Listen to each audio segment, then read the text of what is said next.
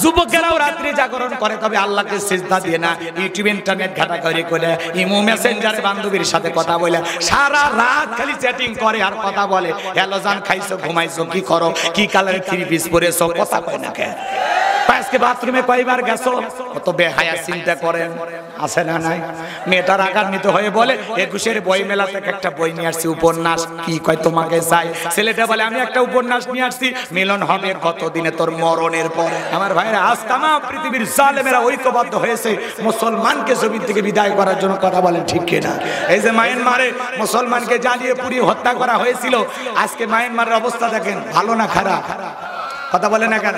মুসলমানকে মারিয়ে পিটিয়ে আমাদের দেশে ভাজিয়ে পাঠিয়েছিল। আমার ভাইরা, এই জন্য এক সময় যারা মুসলমানের শরীরে আগুন লাগাইছিল, আজকে তারা নিজেদের শরীরে নিজেরা আগুন লাগায়। এ কথা কর না কেন? কথা বুঝতে পারছেন? এই যে মার্কিন একজন সেনা, সে নিজের শরীরে আগুন লাগিয়ে প্রতিবাদ করেছেন যে আমরা আর ফিলিস্তিনি জমিনে হামলা করতে চাই না। চিৎকার মেরে বলেন আল্লাহু আকবার। এই জন্য ওরা একদিন অনুশোচনায় ভুগবে যে আমরা মুসলমানের যেভাবে নির্যাতন জুলুম করতেছি, এটা ঠিক না। আজকে এই বর্বর ইহুদি জাতি, এরা হলো নিকৃষ্ট পশু, এরা হলো জানোয়ার, এদের অন্তরে কোনো দয়া মায়া নাই। শিশু থেকে বৃদ্ধ পর্যন্ত, মসজিদ, হাসপাতাল, কোনো জায়গায় ওরা হামলা করতে বাকি রাখে নাই। কথা কোন ঠিক কিনা? কি মনে করেছেন আমার আল্লাহ নাই? আল্লাহ পরীক্ষা নিতেছেন, মুসলমানদের পরীক্ষা চলতেছে। এক সময় শেষ বিজয়ের হাসি আমরাই হাসবো ইনশাআল্লাহ। আল্লাহ কবুল করেন, জোরে বলেন আমিন। বিজয়ের দ্বার প্রান্তে ঠিক দান করেন, জোরে বলেন আমিন। আমার ভাইয়েরা, লম্বা করার সুযোগ নাই। দিনের বেলায় যেহেতু সময় কম, হযরতে বেলাল কালেমা পড়ে মুসলমান হয়ে গেল। আমার নবী ডেকে বলে, বেলাল কালেমা পড়ে মুসলমান হয়েছো, আপাতত প্রকাশ করা যাবে না। হযরতে বেলাল ডেকে বলে, নবী গো, আমার জীবনের কোনো দাম নাই। আমার বোন উমাইয়া, একদিন আমি তাকে বলেছিলাম উর্দুম বা ছাগল পেশাব পায়খানা করে দেয়, এই ঘরে থাকতে আমার বড় কষ্ট হয়। উমাইয়া ডেকে বলে, বেলাল রে, উর্দুম বা ছাগলের দাম আমার কাছে আছে, কিন্তু তোর মতো কালো হাফসি বেলালের দাম আমার কাছে নাই। জোরে কন্না নাউজুবিল্লাহ। হযরতে বেলাল কালেমা পড়ে মুসলমান হয়ে যখন চলে গেল, পরের দিন সকালবেলা সূর্য উদয় হয়ে গেছে। হযরতে বেলাল দরজা খোলে না, অনেকটা বেলা হয়ে যায়, দরজা খোলে না। অন্যান্য চাকর বাকর যারা আছে, এরা নালিশে উমাইয়ের কাছে চলে গেছে যে এখন পর্যন্ত বেলাল দরজা খোলে নাই। তাই নাকি? বলে হ্যাঁ। এইবার দরজা এসে ডাকছে, বেলাল দরজা খোলো। হযরতে বেলাল দরজা খোলে না, জোরে করে ধাক্কা মারছে, দরজা খুইলা গেছে। এইবার উমাইয়া তাকায়া দেখে সেই রাত্রিতে হযরতে বেলাল কালেমা পড়ে মুসলমান হয়েছে। ওই রাত্রিতে একটা উর্দুম বা ছাগলের কাছে কোনো পেশাব পায়খানা নাই। বলেন আল্লাহু আকবার। এইবার উমাইয়া ডেকে বলে, চাকরের দল, বেলালের বিরুদ্ধে মিথ্যা অভিযোগ দাও। তোমরা যখন ঘুমাচ্ছিলে, বেলাল তখন ময়লা আবর্জনা পরিষ্কার করেছে, তাকায় দেখো না একটা উর্দুম বা ছাগলের কাছে কোনো পেশাব পায়খানা নাই। আমার ভাইয়েরা, যে কথা বলতে চাচ্ছিলাম, এইবার চাকরদেরকে তাড়িয়ে দিয়া এক পা দুপা করে হযরতে বেলালের কাছে গেলেন। হযরতে বেলাল দেয়ালে পিঠটা লাগাইয়া মাথাটা নিচু করে জিহ্বা নাড়ায়া জিকির করে কার? আরো জোরে বলেন কার? আর একটু জোরে বলেন কার? আমার ভাইয়েরা, হযরতে বেলাল আল্লাহ তাআলার জিকির করতেছেন। এইবার উমাইয়া হালকা করে বেলালকে ধাক্কা মারছেন, যখন জবান দিয়ে কালেমার আওয়াজ বের হয়েছে, তখন উমাইয়া ডেকে বলে, বেলাল রে, তোর জবান দিয়ে কি শুনতে পাইলাম? তুমি কি কালেমা পড়ে মুসলমান হয়েছো?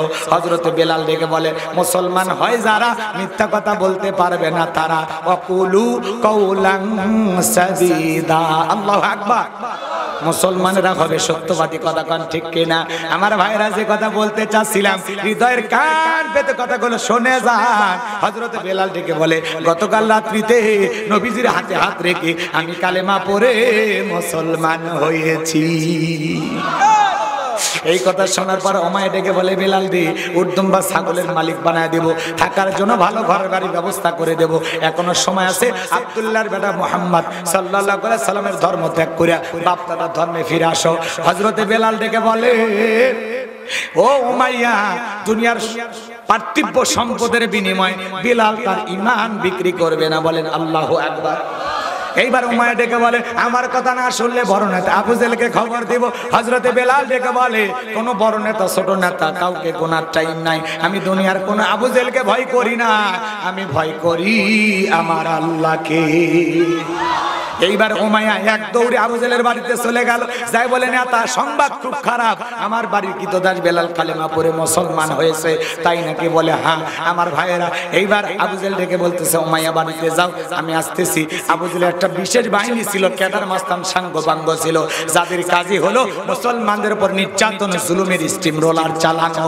আবু জেহেলের একটা বিশেষ বাহিনী ছিল, যাদের কাজই মুসলমানের রক্ত নিয়ে খেলা করা।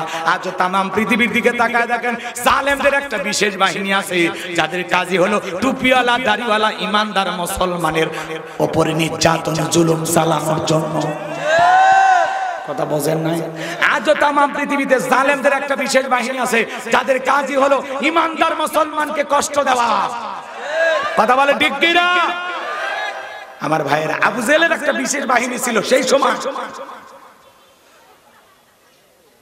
আজও তাম পৃথিবীর প্রত্যেকটার দিকে তাকায় দেখেন, দেশের দিকে জালেমদের এক শ্রেণীর বাহিনী তৈরি করাই আছে, যারাই মুসলমান হয় তাদের উপর নির্যাতন জুলুম চালায়, টুপিওয়ালা দাড়িওয়ালা ইমানদার আল্লাহওয়ালাদেরকে কষ্ট দেয়। কথা বলে ঠিক কিনা?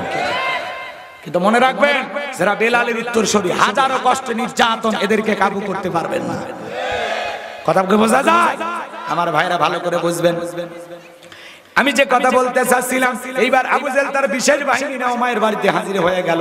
বেলালকে ডাইকে বলে, বেলাল এসব কি শুনছি, তুমি নাকি মুসলমান হয়েছো?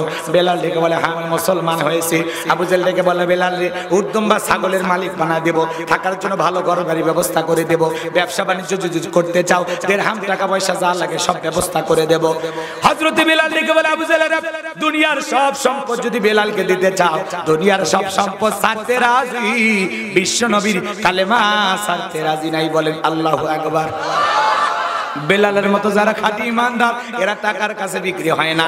কিন্তু মুনাফিক মার্কা মুসলমানেরা টাকা সেই দিকে, ওদের ফতুয়া সেই দিকে। টাকা খাইয়া মুনাফিক মার্কা মুসলমানেরা বাতিলের পাঁচটা গোলাম হয়।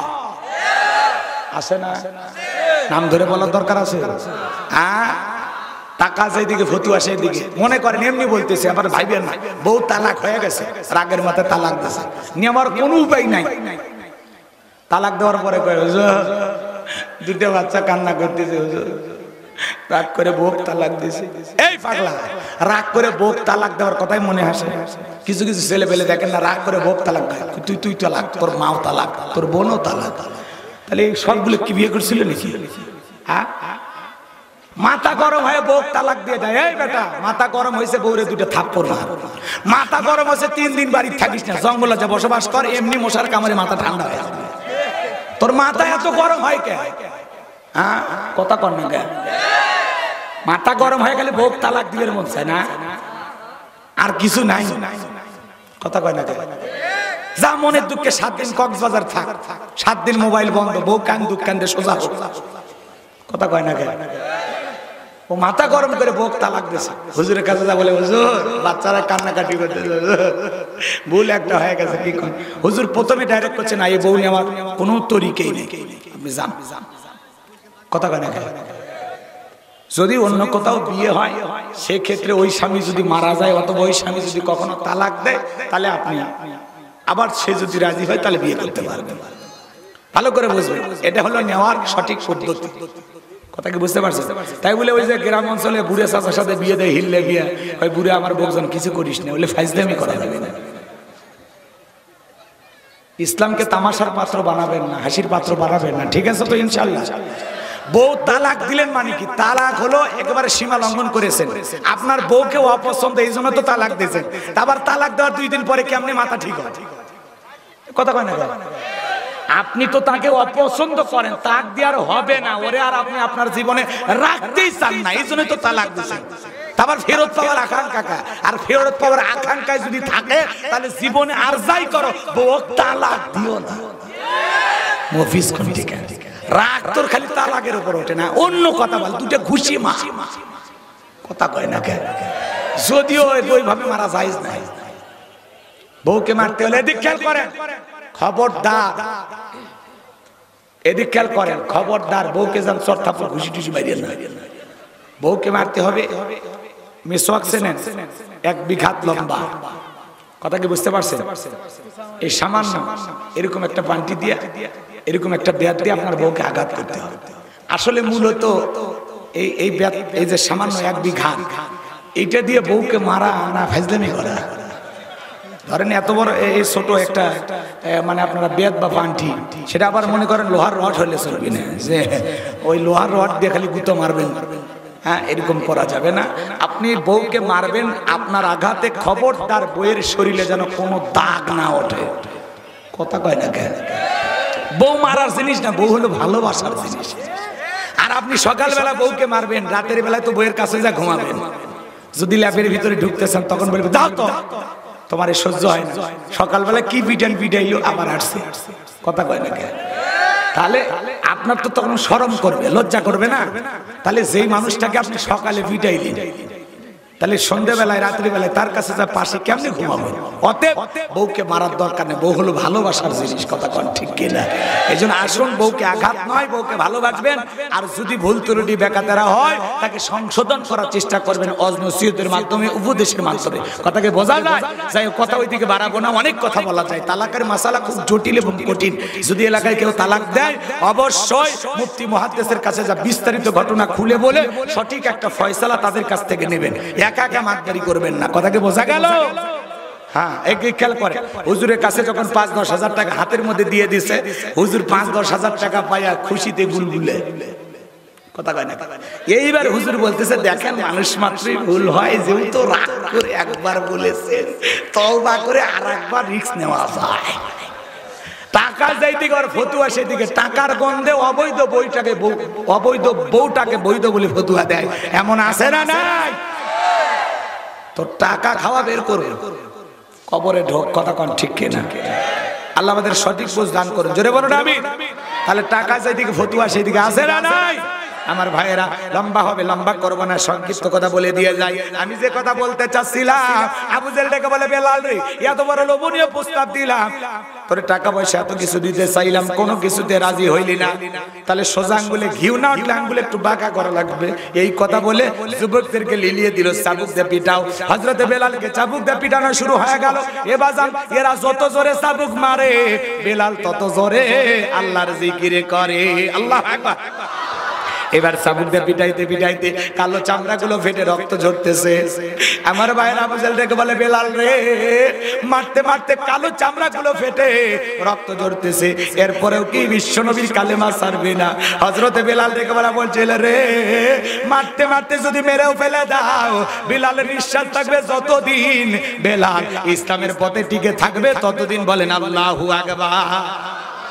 এবার যুবকদেরকে বল, পায়ে রশি লাগাও। হযরতে বেলালের পায়ে রশি লাগায়া আরবের উত্তপ্ত মরুভূমির গরম বালিতে ছেঁচড়ায় ছেঁচড়ায় নিয়ে ঘোরা হলো। আরবের বালিগুলো এত গরম, চাল দিলে মুড়ি হয়ে যাইতো, এত গরম বালি। সেই গরম বালিতে ছেঁচড়ায় ছেঁচড়ায় নিয়ে ঘোরা হলো। বাবলা গাছের কাঁটাগুলো জিব্বার ভিতরে পেরেকের মতো মারা গেল। এত নির্যাতন জুলুম করার পরে বিকেল বেলা ডাইকা বলে, বেলাল, চাবুক দিয়ে পিটাইলাম, পায়ে রশি লাগাইয়া আরবের গরম বালিতে নিয়ে ছেঁচড়ায় নিয়ে ঘুরলাম, এত নির্যাতন জুলুম তো পরে করা হলো রে বেলাল, এরপরে কি আব্দুল্লাহর বেটা মুহাম্মদ সাল্লাল্লাহু আলাইহি সাল্লামের ধর্ম ত্যাগ করবি না? হযরতে বেলাল ডেকে বলে, আবু জেহেল রে, মারতে মারতে যদি মেরেও ফেলে দাও, বেলালের নিঃশ্বাস থাকবে যতদিন, বেলাল ইসলামের পথে টিকে থাকবে ততদিন। বলেন আল্লাহু আকবার। এইবার যুবকদেরকে বললো, যাও, কয়েকজন যুবক মিলে বিশাল বড় একটা পাথর নিয়ে আসা বেলালের বুকের উপরে চাপায়া দাও। বিশাল বড় একটা পাথর নিয়ে আসা হযরত বেলালের বুকের উপরে চাপায়া দেওয়া হলো। আবু জেহেল ভাবলো পাথরের চাপার আঘাতে বেলাল মারা যাবে, এই কথা ভেবে কাফেররা চলে গেল। হযরত বেলালের বুকের উপরে বিশাল বড় পাথর, এরপরে জিহ্বা নাড়ায় জিকির করে কার? আরো জোরে বলেন কার? আপনাকে তো জিকির করার জন্য কেউ পিটাই না, মারে না, তারপরে আমরা কপাল পরা আল্লাহর জিকির জবান দিয়ে করি না, আছে না নাই? ভাই, জিকির করার জন্য আলাদা সময় লাগে না। রিক্সা ভ্যান চালাইতে চালাইতে জিকির করা যায়, মাঠে কৃষি কাজ করতে করতে জিকির করা যায়, চলতি পথে একা একা হাঁটতেছেন আল্লাহর জিকির করা যায়, দোকানদারি করতে করতে জিকির করা যায়। জিকির করার জন্য বিশেষ সময় লাগবে না, জিকির করার জন্য আলাদা ওযু লাগবে না, সব সময় জবান দিয়ে জিকির চলবে কার? হাদিস শরীফের ভিতরে আসছে যে জিহ্বাটা আল্লাহর জিকিরে সব সময় ভিজা থাকে, ওই জিহ্বাওয়ালা মানুষ কোনোদিন জাহান্নামের আগুনে জ্বলবে না। বলেন সুবহানাল্লাহ। তাহলে সব সময় জবান দিয়ে জিকির হবে কার? ফাযকুরুনি আযকুরুকুম আশকুরু লি ওয়ালা তাকফুরুন। বান্দারে তোমরা আমি আল্লাহকে স্মরণ করো, আমি আল্লাহ তোমাদেরকে স্মরণ করব। তাহলে এই জবান দিয়া সব সময় জিকির চালু থাকবে কার? হযরত বেলালের বুকের উপরে বিশাল বড় পাথর, চোখের কোনায় পানি। আমার ভাইরা জিব্বানারা তবু আল্লাহর জিকির করে, আল্লাহকে ডেকে বলেন আল্লাহ তুমি তো সেই আল্লাহ, ইব্রাহিমের জন্য যদি নমরুদের আগুনকে ফুলের বাগান বানায় দিতে পারো, ও আল্লাহ তুমি কি পারো না? আমি বেলালের বুকের উপরে পাথর থাকার কারণে তোমার মতো মালিকের জিকির করতে বড় কষ্ট হয়। আল্লাহ তুমি কি পারো না বেলালের বুকের পাথর তুলার মতো নরম বানায় দিতে? হযরতে বেলাল দোয়া করতে দেরি, আসমানের মালিক আল্লাহ দোয়া কবুল করতে দেরি করে নাই। বেলালের বুকের পাথরটাকে আমার আল্লাহ তুলার মতো নরম বানিয়ে দিয়েছেন। বলেন আল্লাহু আকবার। আশিকে রাসূল বেলাল, নবীর পাগল বেলাল। নবী যখন মক্কা নগরীতে পথ চলতো, একবার ডানে যাইতো একবার বামে যাইতো। আমার নবী ডেকে বলে বেলাল বুঝিনা একবার ডানে যাও একবার বামে যাও, ব্যাপারটা কি? ডেকে বলে নবী আপনি ইসলামের দাওয়াত দেন, কাফেররা হলো আপনার শত্রু, আপনাকে টার্গেট করে ওরা যদি ডান থেকে তীর নিক্ষেপ করে, ওই তীরটা যেন সর্বপ্রথম আমি বেলালের বুকের ভিতরে ঢোকে। আমার বাম দিকে যায়, মনে মনে ভাবি ওরা যদি বাম থেকে তীর নিক্ষেপ করে, ওই তীরটা যেন সর্বপ্রথম আমি বেলালের বুকের ভেতরে ঢোকে। আমি বেলাল মারা গেলে ইসলামের ক্ষতি হবে না, আপনি নবী মারা গেলে ইসলামের মাথা উঁচু করে সামনের দিকে দাঁড়াতে পারবে না। নিজের জীবনের বিনিময়ে বিশ্ব নবীকে আগলায় রাখতেন বেলাল। বলেন আল্লাহু আকবার। অনেক কথা আছে বাজান, একটু সংক্ষিপ্ত করা বলে দিয়ে যায়, তাছাড়া আলোচনাটা শেষ করা যাবে না। হযরত বেলালের উপর নির্যাতন জুলুমের কথা বিশ্ব নবীর কান পর্যন্ত যখন পৌঁছে গেল, আমার নবী তখন ডেগোলা ওয়াক্কর রে, বেলালের নির্যাতন জুলুমের কথা আমার আর সহ্য হয় না, যাও যাও তুমি আমার বেলালের জন্য একটা কিছু করো। হযরত আবু বকর সিদ্দিক রাদিয়াল্লাহু তাআলা আনহু কয়েক গুণ দাম বেশি দিয়া হযরত বেলালকে গোলামের জীবন থেকে আজাদ করলেন, মুক্ত করলেন। বলেন আল্লাহু আকবার। আবু বকর কেমন দামি মানুষ, ইসলামের জন্য 13টা দোকান বিক্রি করে দিয়েছিল। বলেন আল্লাহু আকবার। হযরত বেলালকে আজাদ করা হলো, মুক্ত করা হলো গোলামীর জীবন থেকে। এই যখন ইসলামের অবস্থা, একদিকে সন্তান হারানোর ব্যথা, অন্যদিকে কাফেরদের সমালোচনা, আবার সাহাবায়ে কিরামদের উপর নির্যাতন জুলুম। এই জন্য নবীজির মনটা খারাপ, মুখটা মলিন, চোখের কোনায় পানি। নবীর যখন মন খারাপ, নবীকে সান্ত্বনা দেওয়ার দায়িত্ব কার? আমার আল্লাহ ডেকে বলে জিবরাইল রে, আমার বন্ধুর মা নাই বাবা নাই, আমি ছাড়া আমার বন্ধুর আর কেউ নাই। জিবরাইল রে, আমার বন্ধুর মনটা হয়েছে ভারী, আমি আল্লাহ সইতে নাহি পারি। লাহু মাহফুজ থেকে সূরা কাউসার নিয়ে যায় আমার বন্ধুর উপরে নাজিল করা তাড়াতাড়ি। বলেন আল্লাহু আকবার।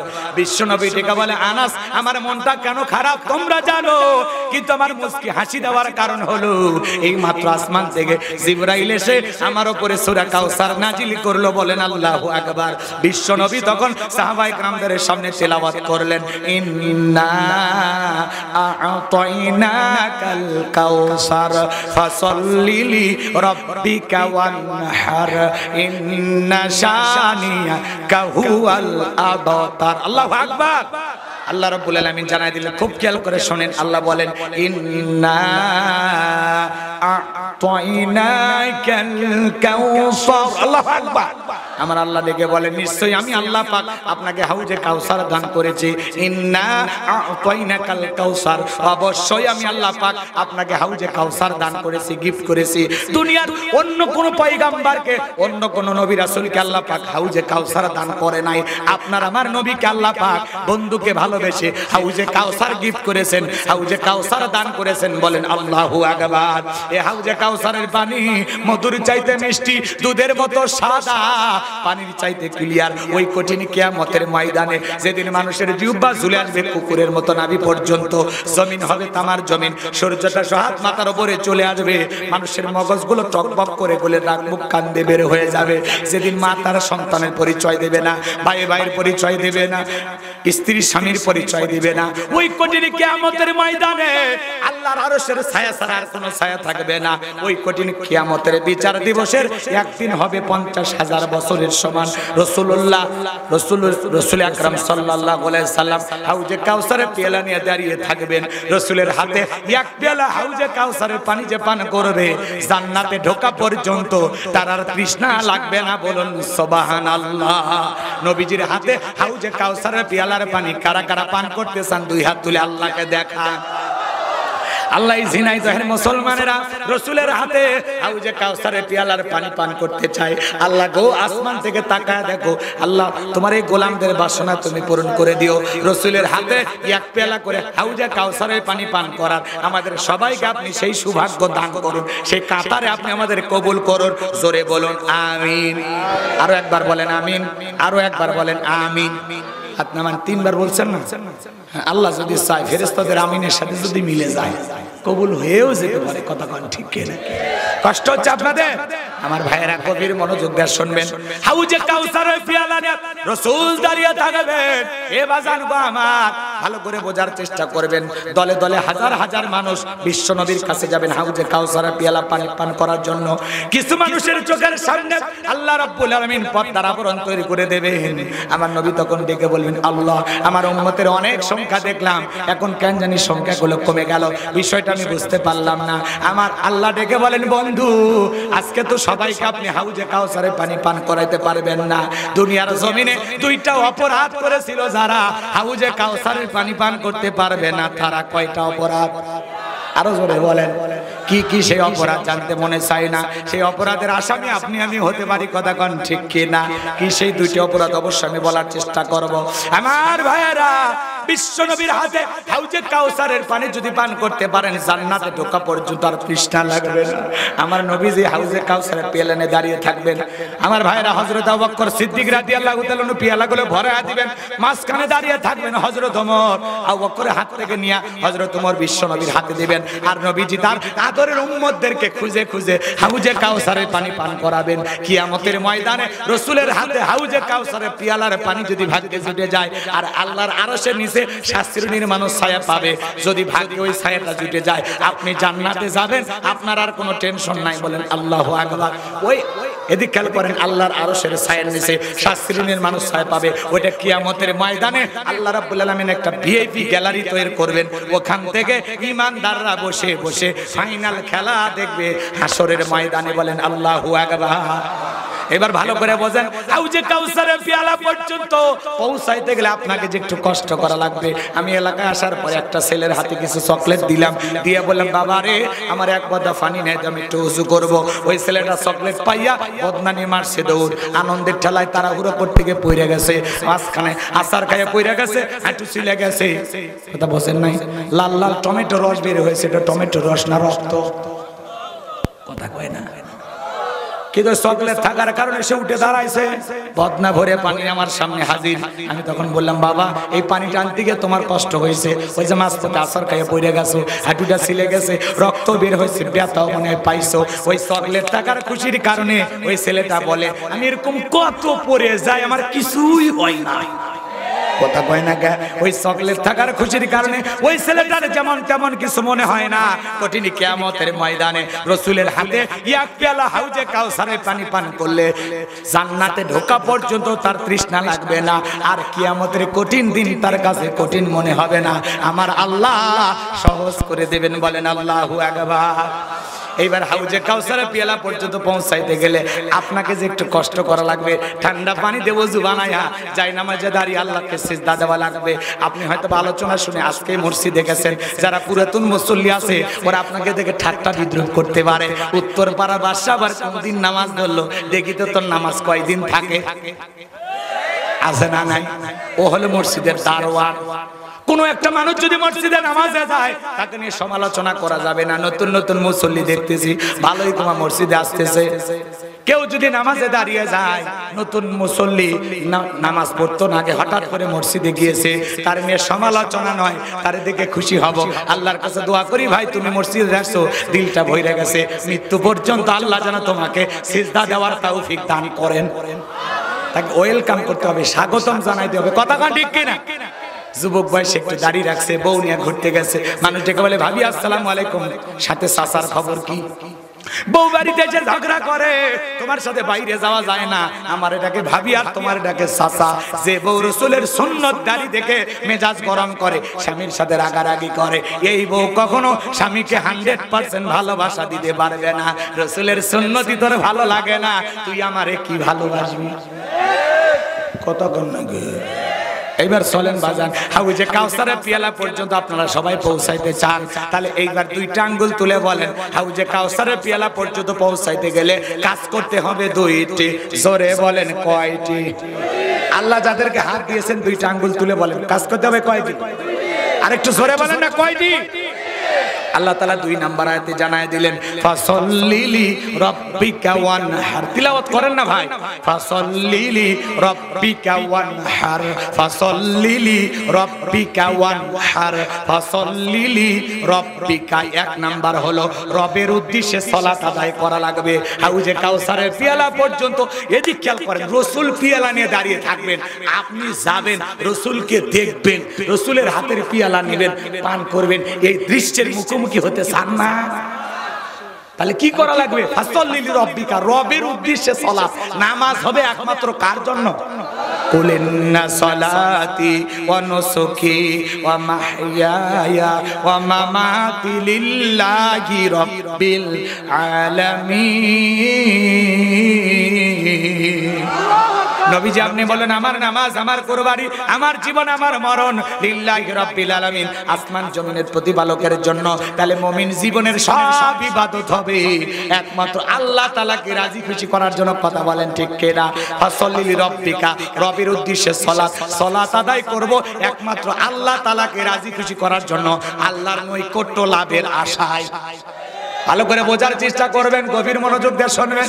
এ বাজান গো আমার, নামাজ নামাজের মতো আদায় করতে হবে। আল্লাহ তাআলা বলেন, ফালিয়াবুদু রাব্বা হাযাল বাইত আল্লাযী আত'আমাহুম মিন জু' ওয়া আমানাহুম মিন খাউফ। আমার আল্লাহ তাআলা ডেকে বলেন, এই ঘরের মালিকের ইবাদত করো। এ বাজান গো আমার, আমরা খানায় কাবার ইবাদত করি না, আমরা ইবাদত করি খানায় কাবার মালিকের। কথা বলেন না কেন? খানায় কাবা তওয়াফ করার পরে আমি যখন, আমার ভাইয়েরা, এই সূরাটি তেলাওয়াত করি, আমি যখন নামাজ আদায় করতাম, আহারে আমি সেই বাইতুল্লাহর সামনে দাঁড়িয়ে আছি। আমার ভাইয়েরা গভীর মনোযোগ দিয়ে শুনবেন, আল্লাহ তাআলা ডেকে বলেন, ফালিয়াবুদু রাব্বা হাযাল বাইত, এই ঘরের মালিকের ইবাদত করো। ইবাদত যদি ইবাদতের মতো করতে পারেন, নামাজ যদি নামাজের মতো আদায় করতে পারেন, আমার আল্লাহ তাআলা ডেকে বলেন, যে বান্দা 5 ওয়াক্ত সালাতে মসজিদে এসে মাথা নত করে আমি আল্লাহকে সিজদা দিতে পারবে, রুকু করতে পারবে, তার নামাজ যদি নামাজের মতো হয়, ওই বান্দাকে আমি আল্লাহ 2টা জিনিস দেব। 1 নাম্বার, বান্দা রিজিকের টেনশন করা লাগবে না। যে বান্দা 5 ওয়াক্ত সালাতে কপালটা দিয়া আমি আল্লাহর কুদরতি কদমে সিজদা দিবে, ওই বান্দাকে আমি আল্লাহ না খাওয়ায় রাখবো না, আমি আল্লাহ তার রিজিকের ব্যবস্থা করে দেব। এই জন্য আমার আল্লাহ বলেন, ওয়া মা মিন দাব্বাতিন ফিল আরদি ইল্লা আলাল্লাহি রিজকুহা। আমার আল্লাহ তাআলা ডেকে বলেন, পৃথিবীতে এমন কোন বিচরণশীল প্রাণী নাই যার রিজিকের ব্যবস্থা আমি আল্লাহ আসমান থেকে করি না। ওই আটলান্টিক মহাসমুদ্রে 33,000 ফিট গভীরতল পানির নিচে থাকা ছোট্ট একটা প্রাণী, তার রিজিকের ব্যবস্থাও আমি আল্লাহ আসমান থেকে করি। বলেন আল্লাহু আকবার। তাহলে 1 নাম্বার রিজিকের ব্যবস্থা করবেন কে? রিজিক নিয়ে তো আমাদের পেরেশানি, টেনশন যত কতখানি। রিজিক নিয়ে যত পেরেশানি, টেনশন, কিন্তু নামাজ যদি নামাজের মতো আদায় করতে পারেন, আল্লাহ কোন দিক দিয়ে তার বান্দা রিজিকের ব্যবস্থা করবে ওটা আল্লাহই ভালো জানে। কথা বলেন ঠিক কি না? 2 নাম্বার আল্লাহ ডেকে বলেন, বান্দা কোনো ভয় থাকবে না, আমি আল্লাহ নিরাপত্তা দেব। ভয় আছে না? নাই। আপনি বিকাশের দোকানদার, ঝিনাইদহ থেকে 2 লাখ টাকা নিয়ে পুটিমারিতে আসবেন, মনে মনে ভাবতেছেন, আল্লাহ এই 2 লাখ টাকা নিয়ে রাতের 2টার দিকে পুটিমারিতে যাইতে পারবো নাকি পথের মধ্যে চোর টাকা ছিনতাইকারী কবলে পড়ে টাকা যান 2টাই হারাবো? আপনার আমার ভয় আছে না? নাই। আরো জোরে বলেন, আছে না? নাই। কিন্তু 5 ওয়াক্ত সালাতে সবাই যখন মাথা নত করে আল্লাহকে সিজদা দেবে, চোর খুঁজে পাওয়া যাবে না। যে মানুষ মাথা নত করে আল্লাহকে সিজদা দেবে তারা চোর হতে পারে না। কথা বলে না। এরপরে আল্লাহ বলে জীবনের কোন সকল নিরাপত্তা আমি আল্লাহ দেব, আপনার আমার ভয় আছে না নাই? মেয়েটা কলেজে গেল, একা একা ফিরবে নাকি জামাই সাথী নিয়ে ফিরবে, ভয় আছে না নাই? কথা কয় না কে ভাই? রাগ করেছেন? কষ্ট হচ্ছে আপনাদের? ভয় নাই? মেয়েটা একা একা স্কুলে গেল, ভালোভাবে ফিরবে নাকি কারো লালসার শিকার হবে, ভয় আছে না নাই? এ বাজান, সবাই যখন 5 ওয়াক্ত সালাতে মাথা নত করবে, বাংলাদেশের পার্লামেন্টে যদি নামাজের বিলটাকে বাধ্যতামূলক করা হয়, যে সিদ্ধান্ত হলো নামাজ বাংলাদেশে পাস করা হলো, নামাজের বিল যদি সংসদে পাস করা হয়, সবাই যদি 5 ওয়াক্ত নামাজি হয়ে যায়, যে যুবক মাথা নত করে আল্লাহকে সিজদা দেবে, ওই যুবক কোনোদিন ইফটিজিং করবে না, নারীর দিকে বাঁকা চোখে তাকাবে না। কথাকে বোঝা যায়? এজন্য আল্লাহ বলেন ফাসল্লি লিরাব্বিকা, রবের উদ্দেশ্যে সালাত, নামাজ হবে একমাত্র কার জন্য? 5 ওয়াক্ত সালাতের তো ডিউটি। রাতের যখন গভীর হয়ে যাবে, রাতের 1টা 2টা 3টার দিকে ওইটা বাজান গো, আমার বিবির ভালোবাসা ত্যাগ করে, আরামের বিছানা ত্যাগ করে, ঠান্ডা পানি দিয়ে ওযু বানায়া, নিরালাই নিবৃত্তিতে যাই নামাজে দাঁড়ায়া সিজদা দেয় যারা, আল্লাহর আসল প্রেমিক বান্দা তারা। আল্লাহু আকবার বলেন। ওয়াল্লাযীনা ইয়াবিতুনা লিরাব্বিহিম ওয়াসুজ্জাদাও ওয়া কিয়ামা, যারা রাত্রি জাগরণ করে আমি আল্লাহকে সিজদা দেয়, আমি আল্লাহর জন্য যারা দ্বন্দ্বায়মান থাকে, আল্লাহু আকবার বলেন। আরেকটু জোরে বলেন আল্লাহু আকবার। তাহলে রাত্রি জাগরণ করে সিজদা দেব কাকে? দাঁড়িয়ে থাকবো কার জন্য? রাত্রি জাগরণ করে যারা আল্লাহকে সিজদা দেয়, আল্লাহর জন্য দাঁড়িয়ে থাকে। বাজান গো আমার, রাতের 1টা 2টা 3টার দিকে ওইটা যারা তাহাজ্জুদের সালাত আদায় করে, এদের জীবনে কোনো পেরেশানি নাই, এদের জীবনে সফলতা, এরা আল্লাহর কাছে যা চায় আল্লাহ তাদেরকে তাই দেয়। সিজদার মাধ্যমে মালিকের সাথে গভীর সম্পর্ক যদি পয়দা করতে পারি, গভীর রাত্রে ইবাদতের মাধ্যমে আল্লাহর সাথে যদি প্রেম করতে পারি, তাদের জীবনে কোনো ব্যর্থতা নাই, সফলতা। কথা কোন ঠিক কিনা? এজন্য প্রেম যদি করা লাগে যুবকরে, ইবাদতের মাধ্যমে আল্লাহর সাথে প্রেম করব, মহিলার সাথে প্রেম কইরা জীবনে সফলতা নাই, খালি ব্যর্থতা। কথা কয় না কেন? তাহলে কিছু ইমানদাররা রাত্রি জাগরণ করে সিজদা দেয় কাকে?